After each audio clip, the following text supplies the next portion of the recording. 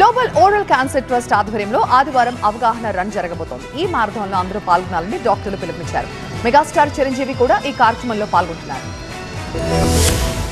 రానున్న రోజుల్లో oral cancer మహమ్మారిగా మారబోతోందంటున్నారు వైద్యులు. క్యాన్సర్ పై అవగాహనలో భాగంగా ఆదివారం నిర్వహించే మారథాన్లో అందరూ పాల్గొనాలని పిలుపునిచ్చింది గ్లోబల్ ఓరల్ క్యాన్సర్ ట్రస్ట్. ఈ కార్యక్రమంలో మెగాస్టార్ చిరంజీవి కూడా పాల్గొనబోతున్నారు. ఈ అవగాహన ర్యాలీ కర్టన్ రైజర్ లో భాగంగా మై హోమ్ భుజాలో వైద్యులంతా కలిసి say no to drugs, choose a better life అంటూ నోబెల్ కాజ్ తో పిలుపునిచ్చారు. ప్రాణాంతకంగా మారుతున్న క్యాన్సర్ ను ముందుగానే గుర్తిస్తే మంచిదని, లేకపోతే ప్రాణానికే ముప్పని అంటున్నారు. సరదా కోసం తీసుకునే cigarette, alcohol, drugs, pan Parag లాంటివి మనిషి ఆరోగ్యాన్ని ప్రమాదంలోకి నెడుతున్నాయని చెప్తున్నారు.